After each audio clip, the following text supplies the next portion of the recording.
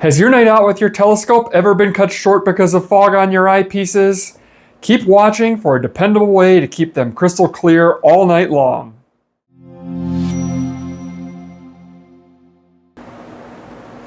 Hi there, I'm Trevor and welcome to Night Sky Voyager. I was out observing with my telescope last night, and since it's mid-October, the temperatures were getting into the mid-30s. Besides being really chilly, we were starting to experience some dew on our equipment. Dew will cloud over your gear when its temperature drops below the dew point, bringing your night to an abrupt stop. The key to preventing dew is slightly heating your equipment so that it doesn't drop below the dew point. While most people are familiar with their primary objectives or secondary mirrors fogging over, one area that is commonly overlooked is eyepieces. Consequently, because eyepieces are smaller and contain thin glass elements, they tend to dew over rather quickly, and can especially be a problem during long overnight observing sessions. Over a decade ago, I learned about a clever and dependable method of adding heating to my eyepiece case. However, during my observing session last night, I experienced a loose wire connection which caused my heating to stop. Since I have to take it apart to repair it, I thought it would be a great time to share my heated eyepiece case with you so that you can have dew-free eyepieces all night too. Let's take a look. So the solution I'll be showing you today is how to add heat to your eyepiece case so that your eyepieces can stay dew-free all night long. This is my eyepiece case, a Pelican 1550 hard case. And we're going to open it up and take a look. I lost my footage of the original tour of this, so the fix is already done, but I'll still walk you through what it looked like and where the problem was. What's nice about these cases is that the plucked foam allows you to take out foam in the shape of exactly what you need it to be. The way my heated eyepiece case functions is by attaching this connector here to a 12-volt DC battery source. It's connected to a heating cable that is coiled underneath the eyepieces and applies gentle heat from the bottom side upwards. This heat radiates into the eyepieces and just keeps them barely warm so that they can stay dew-free all night long. I'll remove the eyepieces now so you can see what it looks like underneath. Now we will remove the first layer of plucked foam. And as you can see here, I have a lint-free piece of fabric that I picked up from the fabric store. If I remove that,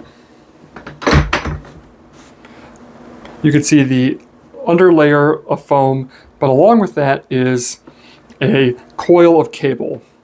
This cable is roof de-icing cable that you would normally see up on someone's roof, and it turns on in the wintertime to break up ice.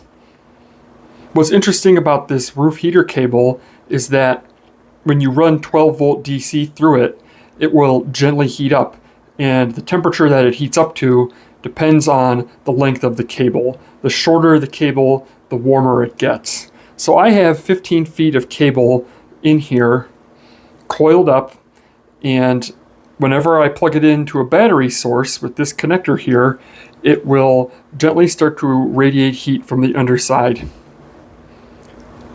Stay tuned and I'll show you the steps to make one of these for yourself. This project involves working with 12-volt DC electrical connections. I'm not a licensed electrician, and this video is for informational purposes only. If you choose to build your own setup, you do so at your own risk. Always use proper safety precautions when working with electricity and consult a qualified professional if you're unsure. Now, onto the project. Let's quickly go over the materials and tools that you'll need for this project. Links to all of the materials and tools that I've used in this project can be found in the description below. You will need about 15 feet of roof de-icer cable, 2 16-gauge heat shrink end crimp connections, 1 yellow wire nut, 1 5.5 by 2.1 millimeter barrel jack pigtail or whatever electrical connection you're choosing to use with your power source. One 3/8 inch by 3.5 inches marine heat shrink, and electrical tape. You will also need the following tools: a wire stripper, a wire cutter, a crimping tool, or something that's a combination of those three, a utility knife, and a heat gun. Let's get started. First, I've got my roof de-icing cable here. I measured this to be 15 feet. That was for this specific cable what I found to be the appropriate length for the amount of heat that I generated. It will be different based on the brand and length that you use. This functions by heating up when 12-volt current is applied to it, and the temperature that it heats up to is dependent on the length. And so you may want to experiment with yours a little bit, but I found that 15 feet was just about right for the temperature I was aiming at. You'll also want a connector for your power source that we're going to be putting onto the one end. This is a 5.5 by 2.1 millimeter barrel jack on a pigtail. And so as you can see, it just has loose wires, bare wires on the end. The other common one that I think you'll see a lot is these old-fashioned cigarette adapters, which are also prepared on the end. In this case, I will be doing crimp connections. And so I have, you need to be mindful of the gauge of your wire here, but these crimp connectors are for 22 to 16 gauge wire. We're using 16 gauge wire here today, so these will be appropriate for that. You need this tool will crimp, right? You can see these red coated crimps here. So I can crimp, I can cut wire with it, and I can strip wires with it as well. And then I also have this 3/8 inch diameter marine heat shrink. It has a glue inside of it so that it not only shrinks when heated up, but the glue also seals the connection to keep it dry, which I think is a great option for something that we're going to be using outside. A word about the heating cable. When I bought this, it seemed like there was only one type, but there were two types now. It seems like there's a self-regulating, which is the newer kind, and then this is the older kind, which is simple resistance cable. And I've already taken the steps to prepare these on the end, so you can kind of see what it looks like inside. We'll start with this end, and this is the end that's going to be attaching to our connector. But as you can see, it has this black jacket. There are also some copper wires in here. We won't be using those, so those can be trimmed back all the way. The resistance wires that are what actually heats up are here. They're enclosed in this plastic jacket. It's hard plastic, and so you'll need to be very careful with a razor blade and split them, and then they are very easy to prepare. You can simply just kind of shave this plastic off to get the length of the bare ends that you want there. So pretty easy to prepare. So this is the end that will be going to our connector. This is the other end of the cable, and from the factory there was a kind of plastic box on the end that sealed this off. But what you need to do here is strip off the jackets and twist the two together. You're connecting them. This is creating the resistance path that heats up the cables. And when I did this about 10 years ago, I soldered these together. Probably not a necessary step as long as you twist them together really well. And then I'll go ahead and put this wire nut over the end to seal up the connection. I prefer the smooth ones versus the winged ones because they tighten up a little bit better here. And you're going to notice it doesn't really twist on too well. Those wires are too thin. We're using this really just to cover this connection up here. And so I've prepared some electrical tape already, and we're going to go ahead and wrap this on here a few times to ensure that it's a tight seal.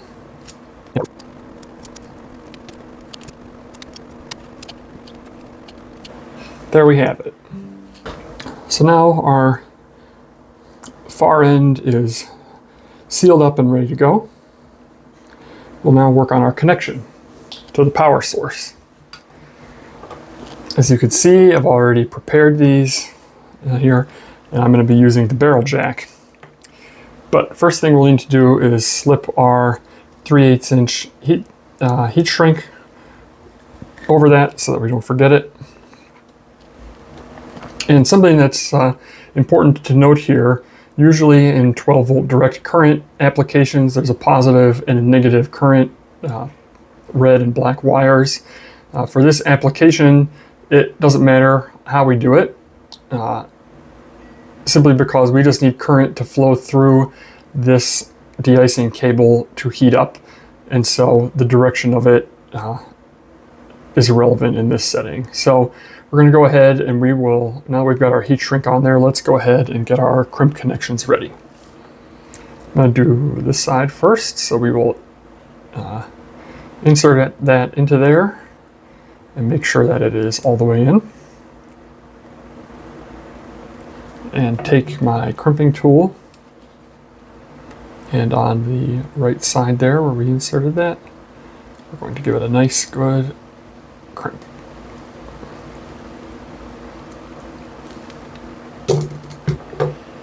We'll go ahead and do the other one so this whole side is done here. Insert that.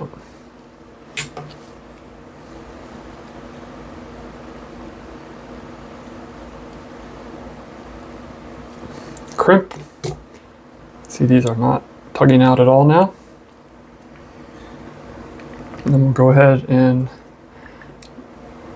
it helps a little bit if these are twisted more tightly.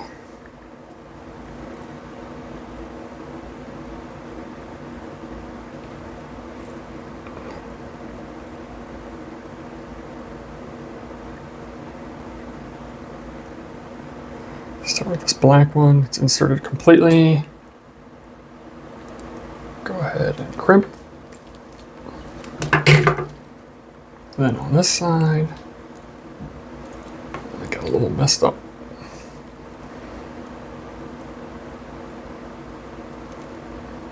Insert it all the way.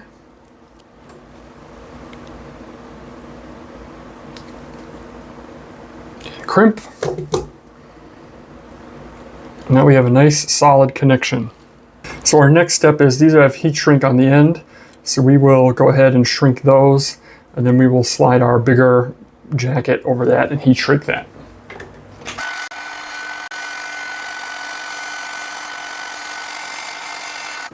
So now you can see those are tightly sealed up. We'll go ahead and slide the larger heat shrink over those connections now, and proceed to close that up also.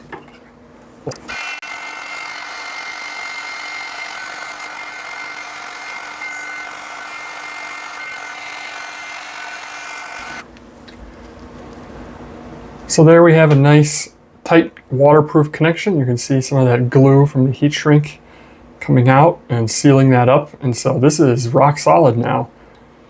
So all that's left to do is test it.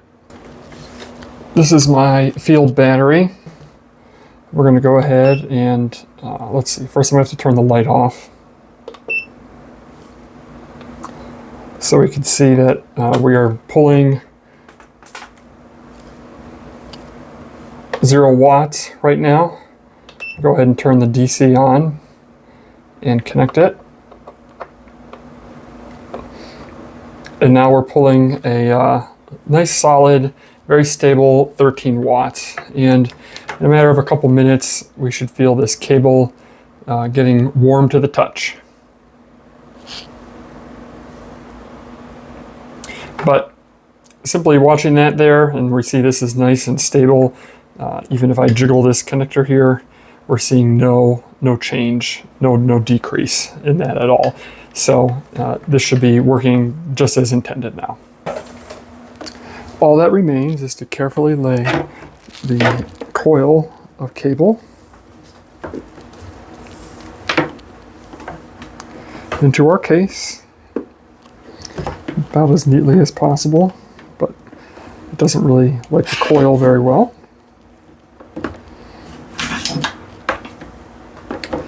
And you'll see here, once I get this, I'm going to leave the connector.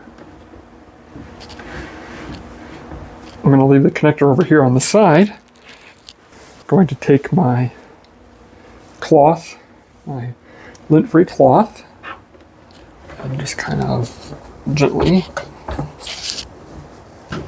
I like to tuck it in the edges of the foam here a little bit.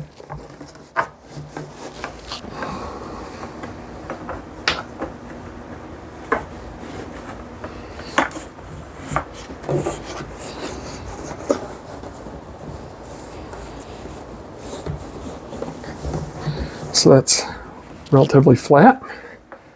Giving my connection here. And then the last step is to